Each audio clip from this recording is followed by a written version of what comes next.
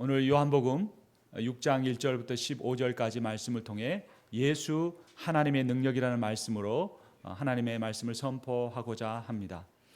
사순절 기간 말씀을 계속해서 선포하고 있습니다. 첫 번째는 예수 그리스도는 하나님의 은혜이시다.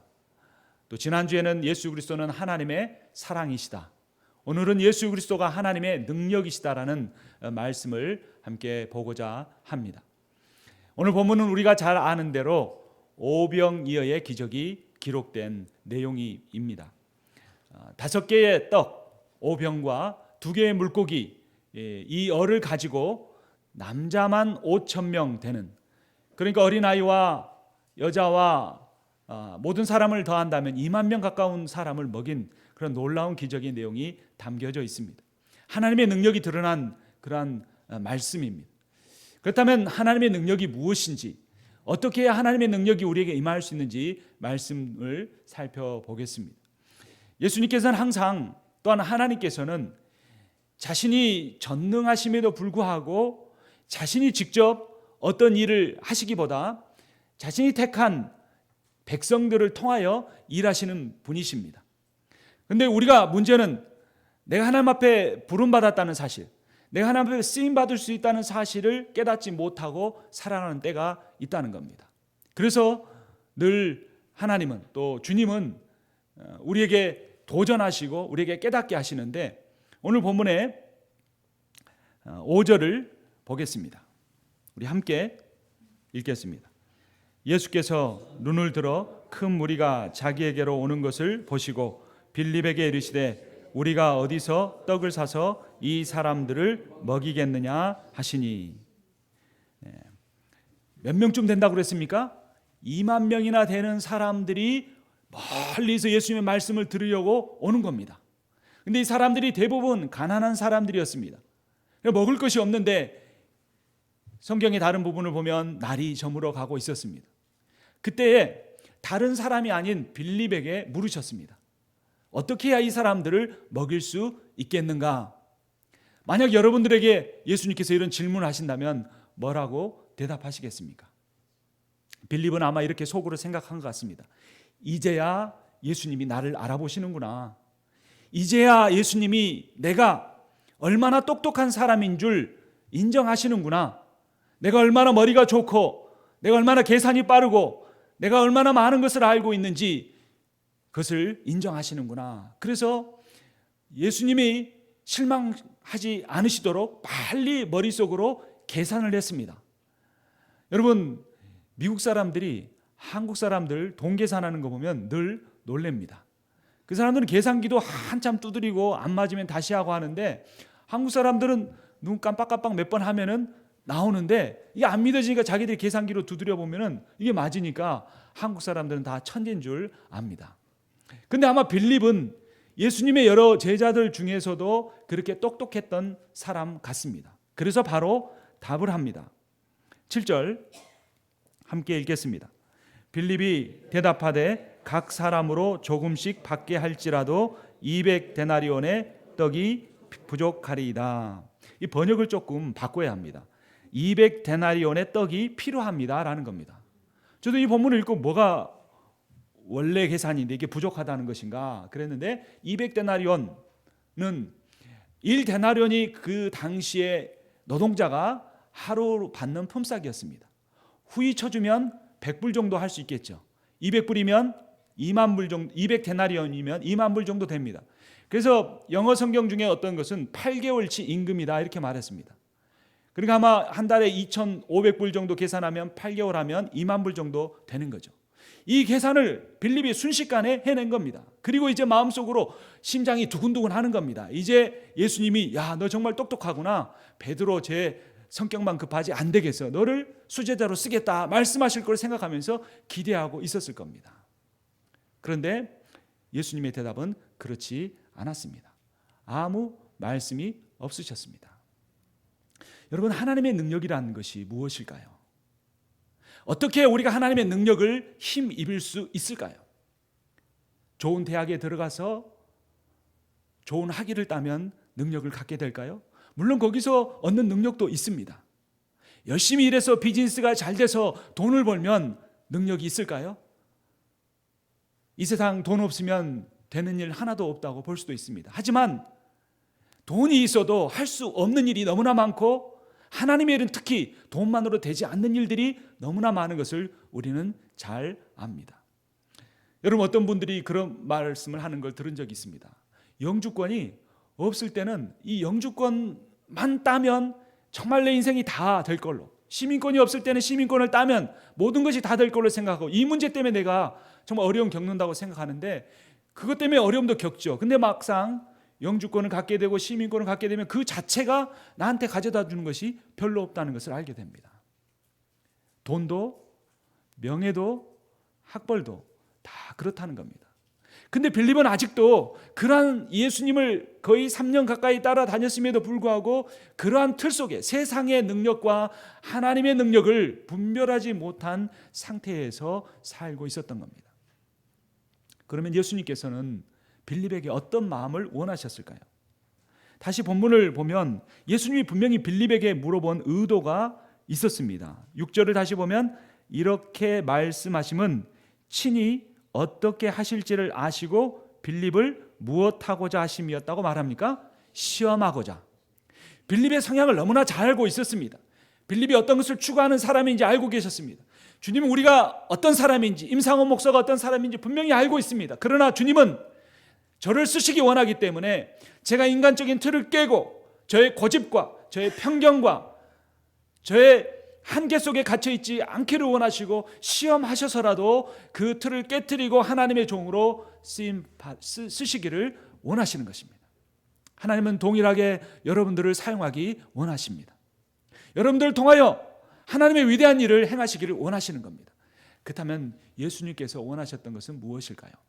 오늘 성경 본문에는 나오지 않지만 오병이어의 기적은 다른 복음서에도 나와 있습니다. 마태복음 14장 13절부터 보면 예수께서 들으시고 배를 타고 떠나사 따로 빈들에 가시니 무리가 듣고 여러 고을로부터 걸어서 따라간지라. 예수께서 나오사 큰 무리를 보시고 불쌍히 여기사 그 중에 있는 병자를 고쳐 주시니라. 저녁이 되매 제자들이 나와 이르되 이곳은 빈들이요 때도 이미 저물었으나 무리를 보내어 마을에 들어가 먹을 것을 사 먹게 하소서라고 하면서 오병이어의 이야기가 시작이 됩니다. 예수님께서 그 많은 사람을 보시고 어떻게 여기셨습니까? 불쌍히 여기셨습니다. 빌립은 예수님의 말씀을 들으려고 나오는 심령이 상처받은 사람들을 보고 마음에 감동이 없었습니다. 그 저는 다리를 이끌고 나오는 사람, 그 나병의 환부를 봉대로 감추고 주님 앞에 두려움으로 나오고 있는 사람, 날이 저물어 가는데도 먹을 것도 없이 예수님의 말씀이 아니면 자신의 인생은 끝장날 것 같아서 예수님 말씀 들으려고 나오는 그 영혼들에 대한 긍휼히 여기는 마음이 없었습니다. 그리고 단지 그 사람들을 어떻게 하면 좋겠느냐고 물으시는 주님 그 물음 앞에서도 자기를 드러낼 기회로 삼으려고 했던 것입니다. 여러분, 인생이 쉽습니까? 어렵습니까? 인생이 힘이 듭니까? 능력으로 넘쳐납니까? 우리 대부분의 현대인들이 참 힘든 삶을 살아가고 있습니다. 그게 왜 그럴까요? 내가 많이 배우지 못해서 그럴까요? 내게 충분한 돈이 없어서 그럴까요? 내게 그럴듯한 직함이 없어서 그럴까요? 그렇지 않습니다. 성경은 우리를 하나님께서 지으실 때 하나님의 형상을 따라 지으셨다고 말씀합니다. 근데 그 하나님의 형상, 하나님의 인격은 뭐냐면 하나님이 인간을 지으려고 할 때 우리가 우리의 형상을 따라 우리가 사람을 만들자라고 3번씩이나 우리가라고 말합니다. 삼위 하나님이 세 인격이시지만 완전히 하나가 된 그 하나님의 성품을 따라서 우리가 지음을 받았다는 겁니다. 그래서 아담이 하와를 보고 너는 내 뼈 중에 뼈요 살 중에 살이라, 참 멋없는 사랑 고백 같지만 이상한 시 같지만 그것은 결국 아담이 하와 한 몸이라는 고백을 한 겁니다. 인간은 연결되어 있어야 행복함을 느낍니다. 돈이 있으면 행복할 줄 알았는데 돈이 벌 이후에 갖게 되는 고독은 우리를 더 힘들게 합니다. 내가 그 돈 버는 일 때문에 인간관계를 소홀히 하고 다른 사람을 돌보지 않고 그들과 깊은 내 안에 있는 고통과 슬픔과 어려움을 고백할 때 내 어떤 말을 해도 그것을 이해하고 받아줄 친구가 이 세상에 단 한 명도 없는 겁니다. 열심히 일하고 공부 열심히 하면 학위를 받으면 내 인생이 달라질 줄 알았는데 그 학위를 받고 나서 더 힘들어지고 고독하고 내가 충분히 능력이 있는데도 다 드러내지 못하는 것 같은 삶을 살면서 우리의 영혼은 깊은 속에서 진정한 인격과 인격과의 관계, 서로를 불쌍히 여기며 나를 다른 사람을 나보다 더 낮게 여기는 그러한 친밀한 관계를 우리는 마음속으로 원하고 있는 것입니다. 빌립은 그 사실을 깨닫지 못했습니다. 하지만 주님께서는 그 무리를 보시고 불쌍히 여기셨습니다. 여기서 불쌍히 여긴다는 표현은 헬라어로 보면은 애가 끓는다, 우리말로 그대로 적용이 되는 말입니다. 창자가 끓는 듯한, 꼬이는 듯한 그 애틋한 마음으로 그 2만 명이나 되는 사람을 보셨던 겁니다. 여러분, 하나님은 우리가 주님 앞에 나올 때마다 그러한 마음으로 보십니다. 나의 외로움을 아시고 불쌍히 여기십니다. 내 힘든 인생을 보고 계시고 나를 불쌍히 여기십니다. 내가 아파할 때 부모가 차라리 내가 아팠으면 낫겠다라고 하는 그런 심정을 가지고 하나님은 손에 땀을 쥐고 마음을 졸이면서 안타까워하는 마음으로 나를 바라보시는 주님이십니다. 여러분, 어떤 사람에게 하나님의 능력이 임할까요? 이런 하나님의 마음, 영혼을 긍휼히 여기고 불쌍히 여기는 마음을 갖는 사람에게 하나님의 능력이 임할 것입니다.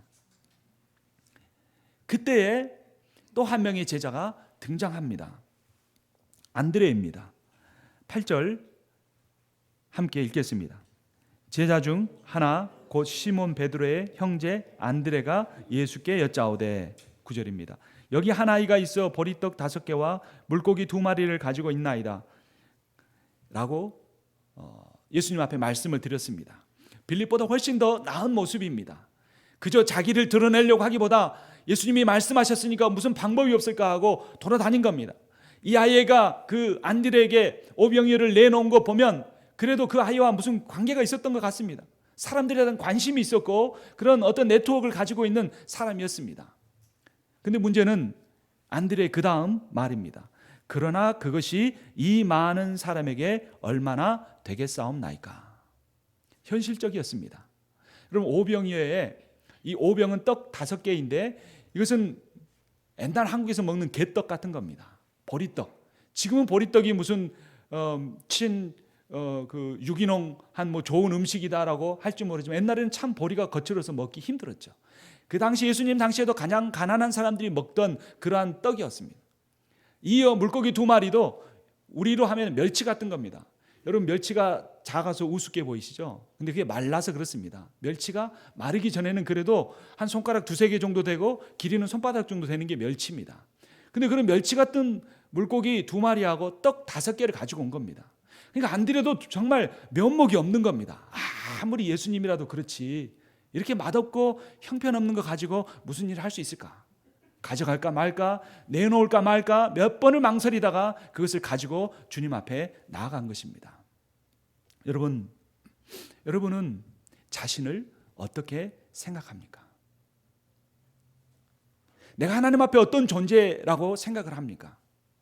한국 사람들은 속으로는 어떻게 생각할지 몰라도 겉으로는 겸손하려고 합니다. 그리고 그 겸손이 몸에 배이다 보니까 신앙인으로서도 어떤 하나님의 일 앞에 섰을 때, 하나님이 주신 비전 앞에 섰을 때, 나는 별것 아닙니다. 나는 형편없는 사람입니다.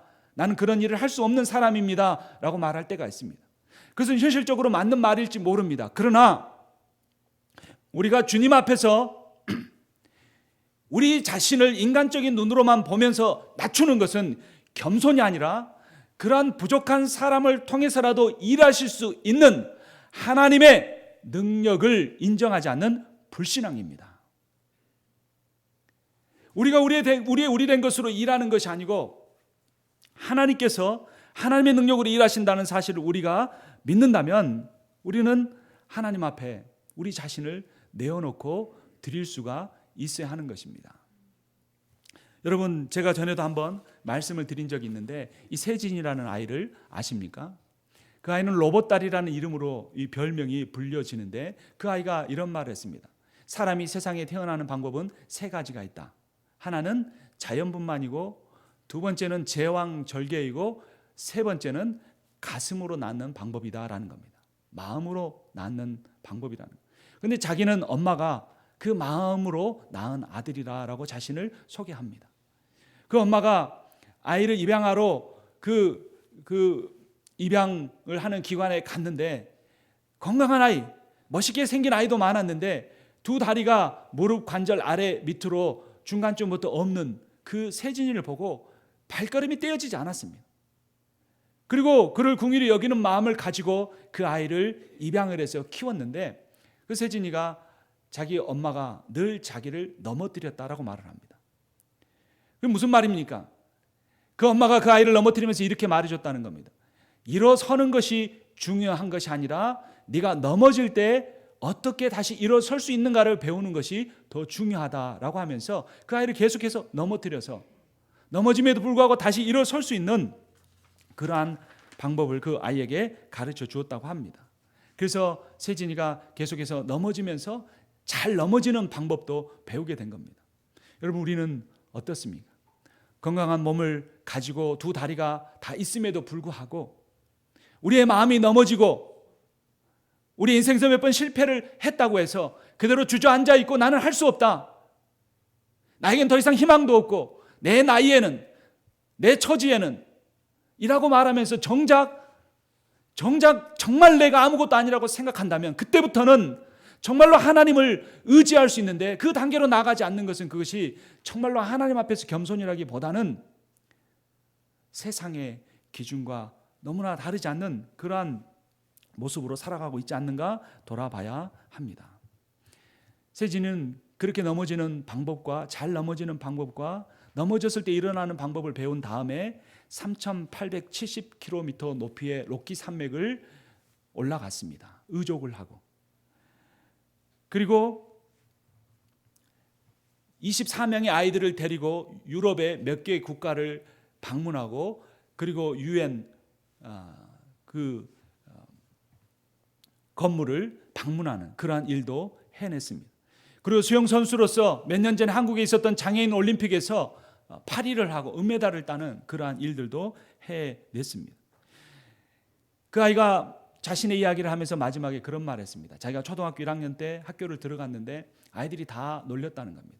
한국 사람들이 하는 말, 차마 설교 시간에 하기 어려운 표현이지만 병신이라고 하는 표현. 그래서 그 아이가 울고 들어왔을 때 그 아이에게 엄마는 이렇게 말해줬다고 합니다. 사람들이 너에게 그렇게 말하면 그래, 나 장애인이야 라고 인정하라는 것입니다. 그리고 거기서부터 출발하라고 어머니는 가르쳐 줬습니다. 그런데 어느 날 초등학교 1학년 때 초등학교 6학년 형들이 망치를 들고 이 로봇다리 아이가 어떻게 반응하는가를 보이려고 의족을 두들겨 팼다고 합니다. 그 다리에는 통증이 없지만 연결된 부위가 헤어지면서 피가 나기 시작했고 그 아이는 찌그러진 의족을 가지고 울면서 집으로 돌아왔습니다. 그리고 그 어머니가 그 아이들에게 찾아갔습니다. 그 아이들 정말 몽둥이로 때려줄까 했지만 그 화를 꾹 참고 그 아이들을 데리고 햄버거 집으로 데려갔습니다. 한참 맛있게 먹고 있을 때 나 너희들이 하는 거 다 지켜봤다 이렇게 말했습니다. 그러니까 한 아이는 울기 시작하고 한 아이는 그 아이는 로봇다리를 해서 안 아파요라고 하면서 변명을 했다고 합니다. 그때 엄마가 물컵을 들고 그 아이에게 확 끼얹을 것처럼 들이댔습니다. 그러니까 깜짝 놀랐습니다. 그때 엄마가 그 아이에게 말했습니다. 너에게 하나도 다치지 않았지만 너 많이 놀랬지. 내 아들 세진이도 마음이 많이 놀랬을 거야. 네가 세진이를 내일 만나면 미안해라고 단 한마디만 해줘라고 했다는 겁니다.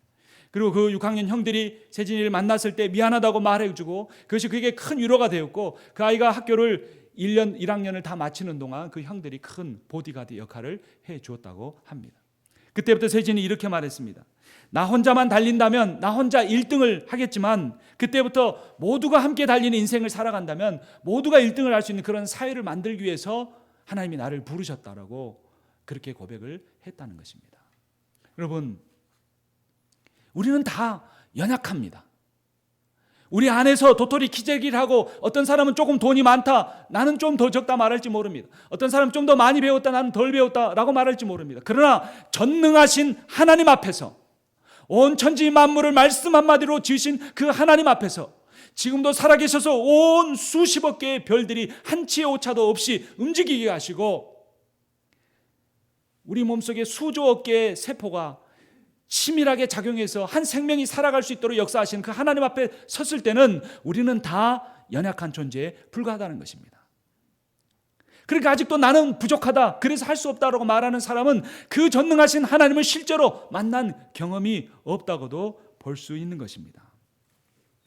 사도 바울은 우리가 잘 아는 대로 참으로 똑똑한 사람이었습니다.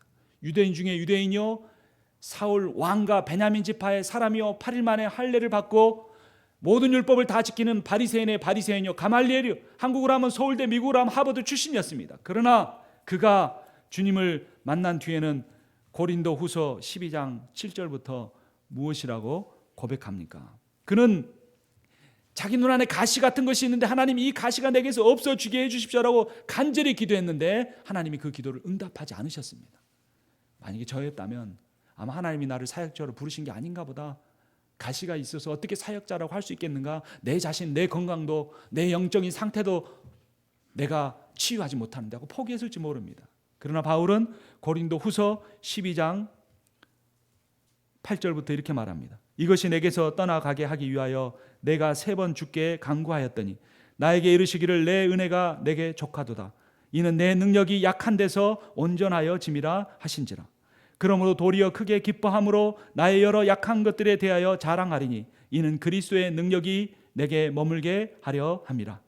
그러므로 내가 그리스도를 위하여 약한 것들과 능욕과 궁핍과 박해와 공고를 기뻐하노니 이는 내가 약한 그때에 강함이라. 아멘. 11절 같은 고린도후서 11장 30절에서 또한 이렇게 말합니다. 내가 부득불 자랑할진대 내가 약한 것을 자랑하리라. 여러분, 무엇을 자랑하고 싶습니까? 한국 사람들은 참 자랑하고 싶어 하죠.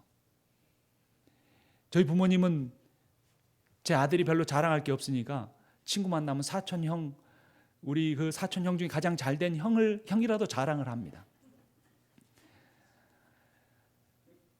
자기 자신을 하나님 앞에 존귀한 자라고 생각하지 못하면, 하나님이 나를 너무나 사랑하셔서 자기 목숨까지 내어놓기까지 사랑하신다는 그 사실을 내가 체험하지 못하면 우리는 늘 자랑거리를 찾아서 인생을 삽니다.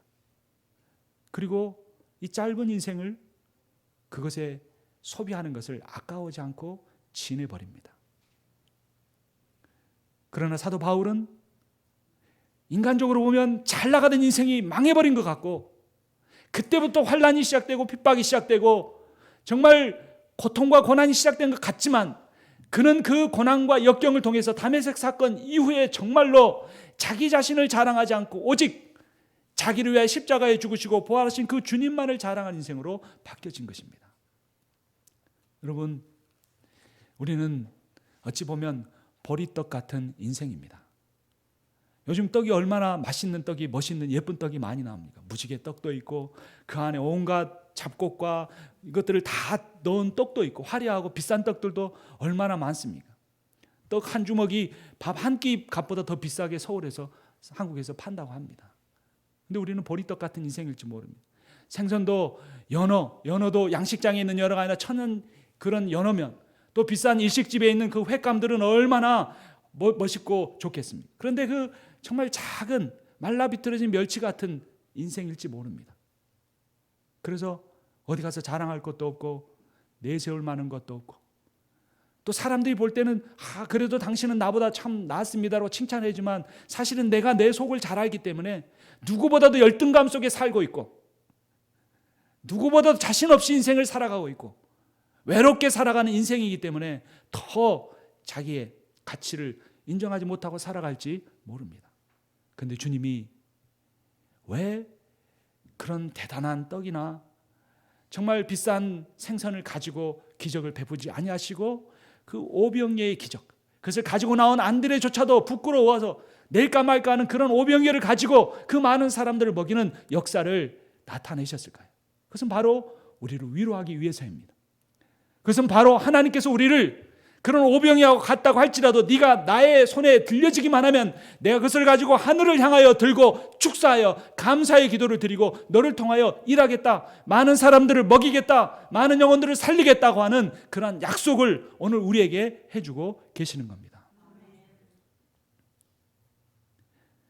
우리가 값비싼 존재가 되는 게 아니고, 우리가 화려한 존재가 되는 것이 아니고, 우리는 더 약해지고 우리는 더 별것 없어도 그것을 자랑할 수 있어야 됩니다.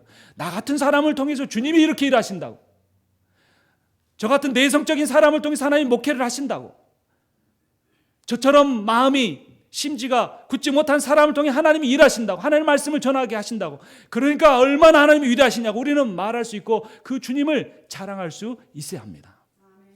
하나님의 능력은 우리가 아니고, 우리 교회가 아니고, 내 직장이 아니고, 내 학벌이 아니고, 하나님의 능력은 오직 예수 그리스도 그분이십니다.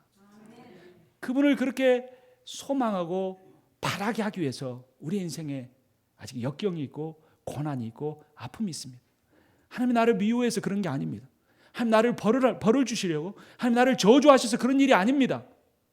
하나님이 나에게 이미 그렇게 하고 있지만 더 그리스도만을 하나님 나의 능력으로 믿고 따르라고 주님이 더 많은 고통과 주님이 더 아파하시면서 나를 그 길로 한 걸음 한 걸음 이끄시면서도 나를 손을 꼭 붙잡고 나를 껴안으시고 나와 동행하고 계십니다. 사람들이 이 오병이어를 가지고 나눠 먹기 시작했습니다. 놀랍게 음식이 떨어지지 않는 겁니다. 그리고 다 모아보니까 12광주리가 모였습니다. 12이라는 것은 완전수 중에 하나인데 그 내용을 한번 보겠습니다. 11절, 예수께서 떡을 가져 축사하신 후에 앉아있는 자들에게 나눠주시고 물고기도 그렇게 그들의 원대로 주시니라. 그들이 배부른 후에, 여러분 하나님 앞에 나오면 우리의 육신의 배는 굶주릴 때가 있을지 모르지만 우리의 영혼은 항상 배부를 것입니다. 심령이 가난한 자는 복이 있나니 천국이 저희 것이라고 가르쳐 준 것처럼 하나님은 정말로 내가 원하는 것이 이 육신의 배부름이 아니고 이 내 영혼의 배부름이라는 것을, 그것을 내가 깨닫고 있든 깨닫지 못하고 있든 그것을 추구하고 있는 나의 심령을 알기 때문에 나에게 그러한 배부름을 주시는 것입니다. 12절 다시 보면 그들이 배부른 후에 예수께서 제자들에게 이르시되 남은 조각을 거두고 버리는 것이 없게 하라 하심으로 이에 거두니 보리떡 5개로 먹고 남은 조각이 12바구니에 찼더라. 그 다음이 중요합니다. 14절, 그 사람들이 예수께서 행하신 이 표적을 보고 말하되 이는 참으로 세상에 오실 그 선지자라 하더라. 그러므로 예수께서 그들이 와서 자기를 억지로 붙들어 임금으로 삼으려는 줄 아시고 다시 혼자 산으로 떠나가시니라. 이상한 예수님입니다. 애초부터 기적을 베풀지 마시던지, 기적을 베풀어 놓고 사람들 마음은 다 동요해 놓고 인정하게 해놓고 떠나가십니다. 그냥 선지자 정도도 아니고 왕으로 삼으려고 하는데 왜 예수님은 떠나가셨을까요? 그 단서가 이미 오늘 본문의 처음 부분에 나와 있습니다. 4절에 보면 마침 유대인의 명절인 유월절이 가까운지라. 여러분, 유월절이 어떤 날입니까? 이스라엘 백성이 애굽에서 탈출하여 구원받은 날입니다. 그리고 구원받고 나서 광야에서 어떻게 살았습니까? 하늘에서 내려주는 만나를 먹으면서 그들이 살았습니다. 그 유월절이 가까운 때에 오병이의 기적을 베푸신 것은 바로 이 사건이 예수님이 단지 세상에서 왕 노릇하려고 오신 것이 아니라 죄인들을 구원하여 하나님의 백성으로 삼으시기 위하여, 이스라엘 백성들을 애굽에서 구원해내 하나님 백성으로 삼아 가나안에 데려가신 것처럼 하나님의 백성들을 세상에서 구원하여 내서 천국으로 하나님의 나라로 인도하기 위하여 오신 분이라는 것을. 그래서 모세는 하늘에서 만나를 내려 이스라엘 백성을 먹였지만 예수님은 오병이어를 가지고 사람들을 통해 일하심으로 먹이시고 그 육신의 배만 아니라 그들을 구원하시기 위해 오셨다는 사실을 거기서 이미 암시하고 있습니다. 그러나 예수님은 다시 설명하십니다. 26절을 보면 예수께서 대답하여 이르시되 내가 진실로 진실로 너희에게 이르노니 너희가 나를 찾는 것은 표적을 본 까닭이 아니요, 즉 예수님이 메시아라는 사실을 깨달았기 때문이 아니요, 구원자라는 사실을 깨달았기 때문이 아니요, 떡을 먹고 배부른 까닭이라. 썩을 양식을 위하여 일하지 말고 영생하도록 있는 양식을 위하여 하라.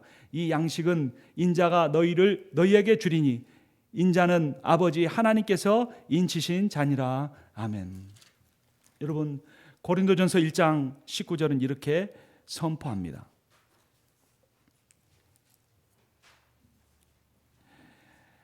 18절입니다. 십자가의 도가 멸망하는 자들에게는 미련한 것이요 구원을 받은 우리에게는 하나님의 능력이라. 아멘. 하나님의 능력은 예수 그리스도의 십자가입니다. 그것이 세상 사람들에게 미련하게 보이지만 여기서 하나님의 능력이 나옵니다.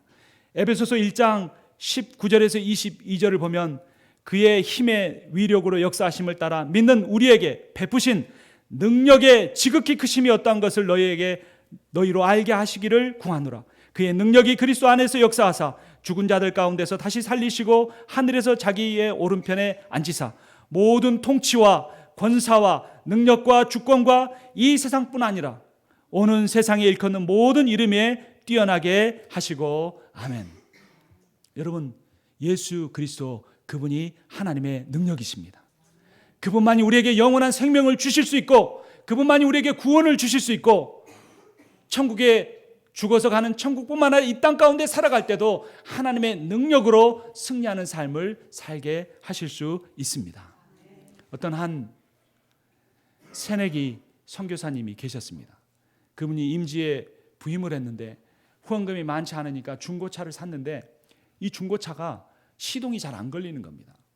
그런데 이 시동을 어떻게 거는가 별별 연구를 다 해봤는데 이게 사람이 밀면 아니면 언덕에서 저절로 내려가게 하면 움직이고 나면 그때부터 시동이 걸리는 겁니다.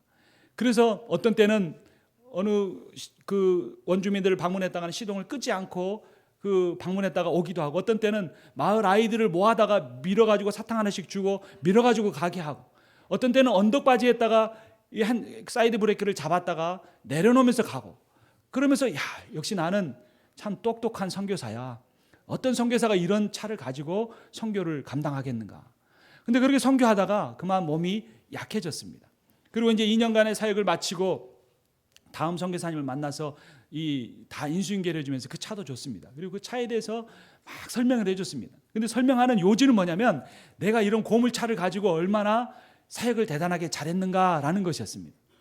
근데 그분이 그 선교사님의 설명을 듣다가 새로 오신 선교사님이 자동차 후드를 이렇게 열어보더니 이렇게 저것저것 살펴보더니 선교사님 그런데 말을 끊어서 죄송한데요.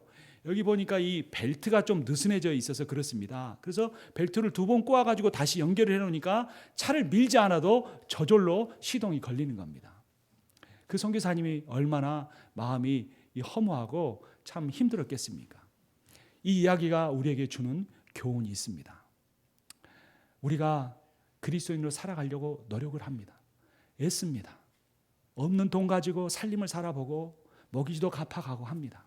아픈 몸을 가지고 애써서 일하고 정말로 일하기 싫고 힘든데도 가서 일을 하면서 애를 쓰고 이 방법 저 방법을 다 씁니다.